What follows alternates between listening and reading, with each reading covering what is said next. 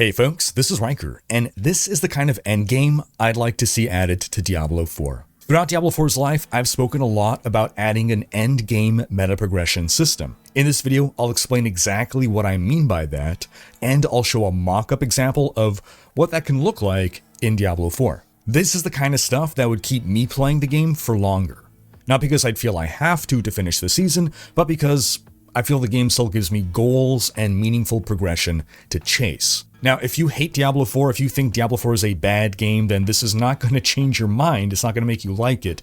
But if you feel there's just something missing to keep you playing, then this may be the missing puzzle piece. I'm going to start with some game design talk to explain exactly what I'm trying to achieve here. But if you want to just skip ahead to the idea itself, timestamps are below. Meanwhile, we've had the reveal of Season 9, Sins of the Haradrim. To find out what that's all about, you can watch my video covering it, and you can find that on my website, Rhykker.com, which brings us to a word from this video's sponsor. I built my website using Squarespace, and I was able to do everything myself, quickly and easily, and with zero education in the field, all thanks to how easy Squarespace is to work with. Squarespace even has a new AI tool called Design Intelligence, which combines 2 decades of industry-leading web design expertise with the latest AI tech to empower you to build a beautiful-looking, personalized website made exactly for your needs and your unique identity. Squarespace even has optimized SEO tools so that you can launch your website and start getting views as soon as possible. Squarespace is flexible for any kind of website with tons of design options to choose from. You can easily connect all your social accounts and also upload your video content and organize your video library. You can sell products or services, and with Squarespace Payment, you have an easy way to manage your payments in one place. You're just a few clicks away from being able to receive payments through your website, all while offering customers popular payment methods like Apple Pay, ClearPay, Klarna, and ACH Direct Debit.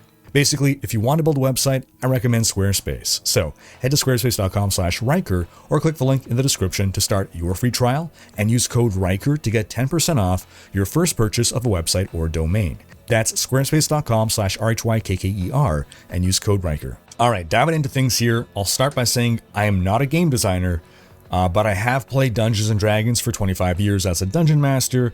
I like to design and tinker with a lot of systems, and before I go and add a system or change anything in my game, I like to first take the approach of examining why. If I want to add a system, why do I want to add it? What problem am I trying to solve by either adding or changing something? So that's the lens through which I'm going to be looking at this. So for me in Diablo 4, my problem is that I reach a point where I no longer feel incentivized to keep progressing. Yeah, I can keep grinding Paragon. I'm not Paragon 300 yet.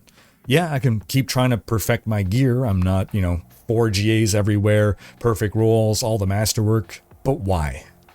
I can already crush all T4 content. I can defeat every boss in the game. Sure, I can try to push deeper in the pit, but why? Just to face the same monsters, the same experience, but with bigger numbers? Now, progression is by itself inherently rewarding, right? Seeing your level rise, experiencing your power increase, that is a reward in and of itself. It feels good.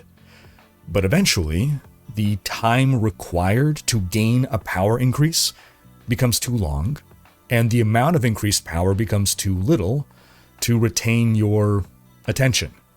At least mine. I stop feeling like I'm progressing, or I stop getting good enough feelings like I'm progressing fast enough, and I get disinterested. So my proposed solution to this problem is the endgame meta-progression system. ARPGs are, at their core, philosophically simple games. Invest time and effort, get rewarded with progression. This is the basic reward loop that keeps us engaged. Whether we're grinding XP or we're grinding gear, time equals progression. The feeling of progression keeps us playing. Once we stop feeling like we are making meaningful progression, many of us lose the drive to keep playing. So enter the concept of meta-progression. Now let's lay out some definitions here. Progression is what I define to mean every system that furthers your character's power, your level, your gear, your masterworking, your glyphs. These are all progression systems. These are all things that you can invest time into in order to become more powerful over a series of progressive, discrete steps. Now, meta progression is what I define to mean any system of progression that exists outside of character power. So technically, Diablo 4's original Battle Pass is a meta progression system. By investing your time, you are unlocking additional rewards over a series of progressive, discrete steps. But that's not the kind of thing that I want to add. What D4 lacks, in my opinion, which competing ARPGs offer, is a robust meta progression system related to endgame activities. And it's the reason that a lot of people say that D4 has no endgame. Because Diablo 4 actually offers a multitude of activities to engage with in the endgame.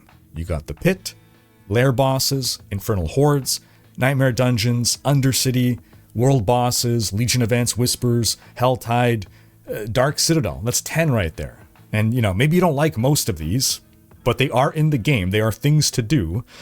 The game doesn't have a lack of activities to engage with. What it lacks is a reason for us to engage with these activities beyond just their rewards. And those rewards contribute to progression. So once we no longer feel satisfaction from progression, we feel no need to engage with these activities, or at least, specific activities become increasingly less enticing depending on what they offer as rewards. My solution here is an endgame meta progression system that will 1. Offer players reason to engage with different activities beyond their existing progression rewards.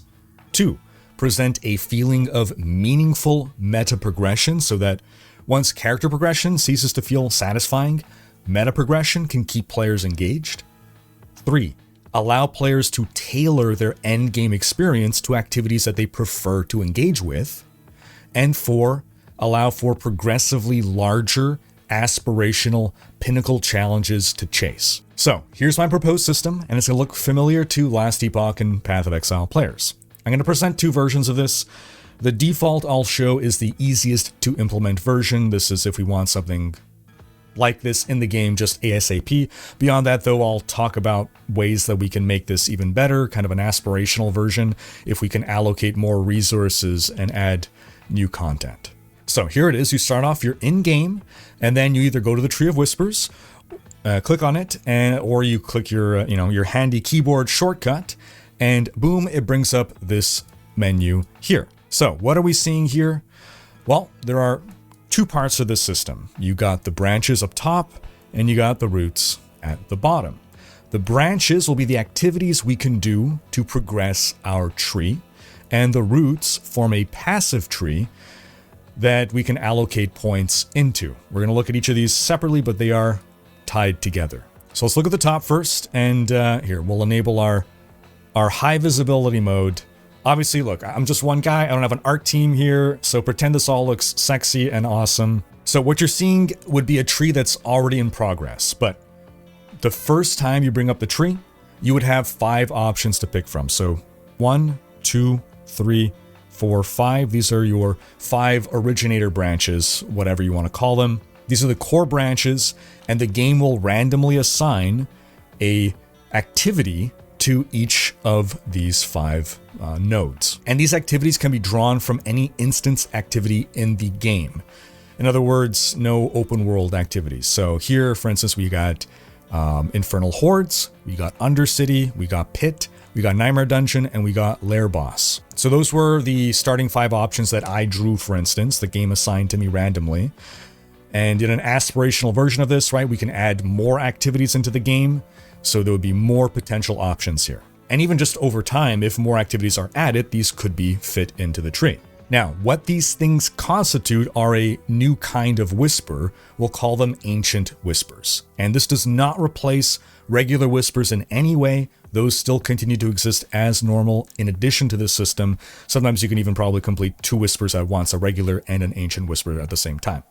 But regardless, completing an ancient whisper here will reward you with ancient favors, tracked up here over at the top. So your goal, in short, is to fill up the favor bar to earn passive points to allocate into your roots below.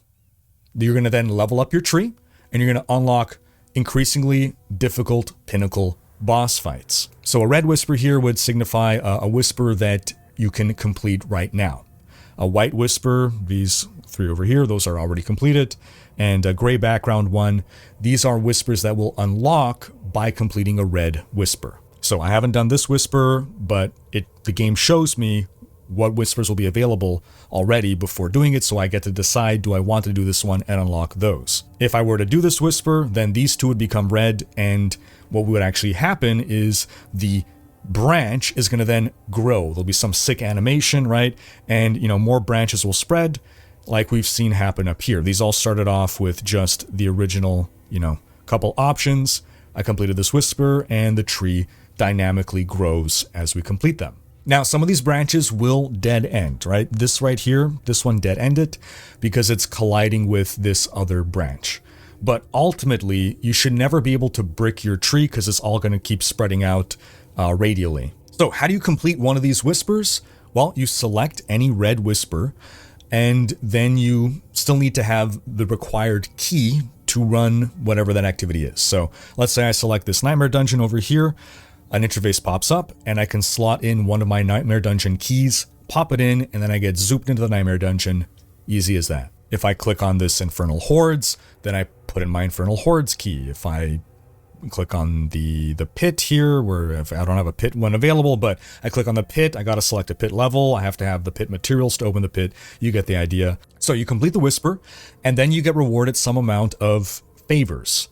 Depending on the difficulty of the whisper, they'll give different favors. And you can also fail the whisper, however. Either maybe if you die once, you fail the whisper, or there can be some other fail condition, whatever the case is. You can still complete whatever event you're doing, and the tree branch will still grow, but you won't get any favors from a failed whisper. Now, whispers have a chance to spawn as magic, rare, legendary, and even unique. And these will have affixes on them that increase challenge and reward in specific ways. So increased challenge examples could be stuff like increased enemy attack speed, enemies gain resistance to a certain element, enemies deal increased damage, enemies' attacks have increased area of effect, enemies have increased life, increased barrier, enemies take longer to be staggered, debuffs on enemies expire faster, enemies bypass X amount of armor or X amount of resistance, enemies take reduced damage from crits, whatever. It doesn't really matter. You can come up with a number of increased difficulty things. And then every challenge affix also comes paired with a random reward affix, which could be stuff like increased XP, increased rune drop chance, increased mythic drop chance, increased ancestral drop chance. You get the idea. So magic whispers will have one challenge and one reward affix.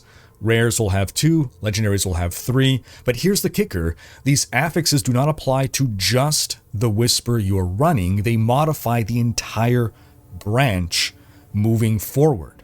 So if I had over here, or let's say over here, a rare whisper, then the modifiers would affect everything moving forward. And it's going to progressively stack more and more as you go deeper down a branch. So ramping up reward and challenge. Then the unique whispers can be some like weird, interesting challenges or rewards. Like maybe there's a unique lair boss whisper that makes you fight the Avarice world boss instead of a normal lair boss, and there's like goblin packs spawning everywhere, and you get the Uber Duriel reward chest. Maybe there's a unique Nightmare Dungeon whisper that is filled with nothing but butchers. Maybe there's a unique Infernal Hordes whisper that every 10 runs, you decide to move on to the boss fight or go another 10 rounds to collect more ether, stacking even more modifiers. Maybe there's a unique Pit Whisper that gives you a guaranteed upgrade attempt for every minute that you have left on the clock. Maybe there's a unique Undercity Whisper that lets you pick a specific legendary rune at the end as a reward. Now, tree level also comes into play. So, your first tree, before you've completed any whisper turn-ins, most whispers are just going to be normal. Maybe you'll get some magic ones. Sometimes a rare one. But as you continue your turn-ins and you level up your tree, you increase the odds of getting higher rarity whispers. So as the tree levels up, you're getting increasingly rare whispers, which are going to then ramp up the challenge and reward. And we'll say that the tree has 5 levels. So the max tree level is 5, more on that soon. We'll also say the tree resets in 2 ways. First, once you fill your Ancient Favor bar, you can choose to either keep going with this tree, or you can then choose to tackle a pinnacle boss. If you beat the pinnacle boss, you then reset your tree you level it up, and you start over again. If you fail the pinnacle boss fight, then you lose some amount of favors, and you have to grind up more whispers before you can challenge the boss again. Now, if for whatever reason you no longer like your tree setup, maybe you feel blocked, or you just, whatever, you don't like it, you can choose to reset your tree, but if you reset your tree, you lose all your favors. So that's a basic gameplay loop here. You pick your whisper that you want to run, based on what activities that you like to do and what rewards you want to chase. You're making decisions, right, that are going to impact what activity you're about to do. You're ramping up difficulty, you're ramping up reward, you're building towards a pinnacle boss fight. And as we said, 5 tree levels, 5 pinnacle bosses to conquer. The easiest way to implement these bosses would be just recycling existing bosses, but hopefully changing them somehow. Maybe doing cute things like having to fight 2 or more bosses at once. You know, maybe you get a solo instance with a world boss, or a solo instance versus multiple world bosses, whatever. You know, the idea is we get new bosses, of course, right? Pinnacle, best implementation is fully new bosses, but we can have temporarily placeholder bosses in the meantime. The bosses should be challenging. They shouldn't be impossible, except for maybe the final boss. He should be by far the most challenging thing in the game, absolute top tier pinnacle challenge. And each pinnacle boss should offer some kind of unique reward that you can't get anywhere else in the game. Stuff like, stuff that isn't overpowered, such that people feel like, oh, I have to go do this, but stuff that is at least useful. So maybe Pinnacle Boss 1 lets you enchant an amulet and pick deterministically one specific affix. So, like, you can pick a specific passive to have on that amulet. Pinnacle Boss 2 maybe lets you add 2 perfect tempers of your choice to an item. Pinnacle Boss 3 lets you manually select all the masterworking crits on an item. Pinnacle Boss 4 lets you max out one affix of your choice on an item. And Pinnacle Boss 5 lets you personalize an item. It gains your name, so you pick some item, then it becomes, Rhykker's Tyrael's Might. It's like a status symbol kind of thing, and then it also adds an extra affix of some kind. Nothing too strong, but something universally useful, like 10 all resist and 200 armor. It's more about the bragging rights at this point than having like a really useful item. And then if you want to redo any of these rewards, you have to fully reset your tree back to level 1, or, whatever. We can work out something that people find fair. Now, it says 10, favors over here, but that number should probably be higher, maybe 20, maybe 50, I don't know. And the higher in Torment that you play, the more favors every Whisper should give, so your progress in the tree will be much faster in Torment 4 than in Torment 1. And every time you level up the tree, it's going to take more favors to unlock the next level. How does this interact with multiplayer, you ask? Well, probably only the party leader gets to progress their ancient favors, so you'd want to take turns passing around party lead. Okay, so that about covers the top of the tree. Let's go look at the passives down here. You're ultimately going to earn 50 points. 50 passive points that you can apply in your tree down here however you want. You're going to earn 10 passive points every tree level, so every time you achieve, for the first time, 1/10 of the whispers needed to unlock the next tree level, you're going to get 1 passive point. So that means the 50th passive point you only get by beating the final pinnacle boss. Not a big deal if you don't get it, but it's a nice little capstone. Now, the point of the passive tree is to really personalize and customize your end game experience, both in terms of what you are doing and the rewards you're getting. So the affixes on the whispers up here, right, the magic and the rare whispers, they're going to be generic, things that can apply to everything else that spawns on the tree. But in the passive tree, you can pick more specialized kinds of rewards for specific activities. So, first off, you're going to have nodes that you can invest into, multiple points into, right? That's going to increase the chance of a certain activity spawning as an ancient whisper.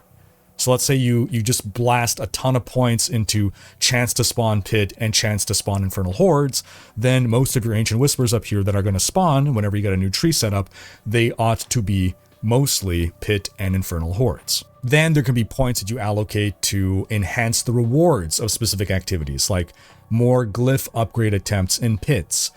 Maybe, pits get a 3rd floor. Maybe infernal horde keys will always have 10 waves. Maybe you get increased ether drops in infernal hordes, increased chance of Shade of Belial popping up in lair bosses.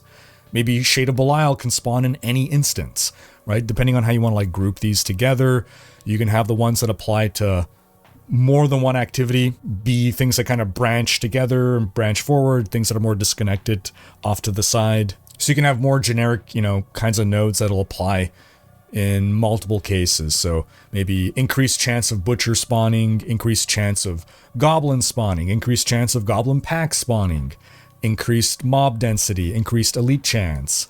So like, mob density, for instance, wouldn't make sense for lair bosses, but, makes sense for pretty much everything else. Then you can even have specific rewards tied to some of these things, like increased chance for the butcher to drop a mythic, increased chance for elites to drop greater affix items, stuff like that. There can even be some nodes where you select a legendary aspect and you're more likely to get this aspect to drop. So if you're trying to fish for the perfect version of that aspect, right, it'll help you complete your codex. Or, select an item type, you're more likely to get this item type to drop. Let's say you're fishing for perfect gloves. Or maybe even select a specific unique item. Or, maybe you have to have it already, you slot that unique item in, and then when a unique item drops, it's more likely to be this same unique item. Again, folks, a lot of this is going to be very familiar to Last Epoch and Path of Exile players. Basically, you're customizing what kind of activities you're doing and what kind of rewards you're getting.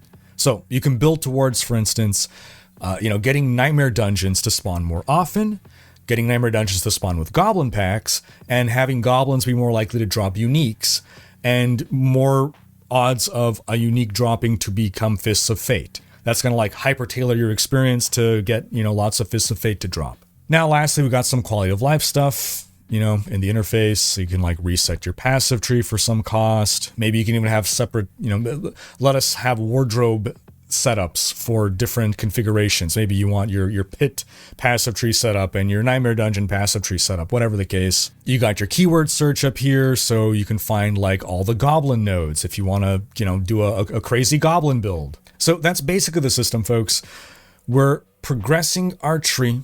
We're working towards pinnacle bosses. We're customizing our endgame experience all on top of our existing power progression systems. This right here, this is the kind of thing I've always meant when talking about a meta progression system. And what's important here is to look at the big picture ideas. Let's not get bogged down in details. This is just a concept. We can tweak whatever. Let's not overlook the forest for the trees here. Because in my opinion, something like this would keep me playing the game longer, because even if I feel strong enough and don't feel like I'm making much progress in my character power, my tree will be progressing, and I'll still have pinnacle bosses to chase. I'll feel like I'm making meaningful choices in what endgame activities I pick based on the rare and legendary whispers that are spawning. Maybe I'm going to want to avoid some of them. Maybe I'll want to chase towards them. And I'll feel like everything is tied towards some greater purpose. But I turn the question to you folks. What do you think of this kind of system? Do you not want to see this kind of system in D4? And if so, why not? And what kind of additions do you want to see the devs make in Diablo 4? Sound off in the comments. Because that's going to wrap up this video. Be sure to also check out my video on my idealized fantasy roadmap of what would get me hyped for the next couple of years of Diablo. Thanks for watching. Special thanks to my supporters for making these videos possible. If you enjoyed this video, give it a thumbs up and subscribe to join Rhykker's Raiders for more Diablo content.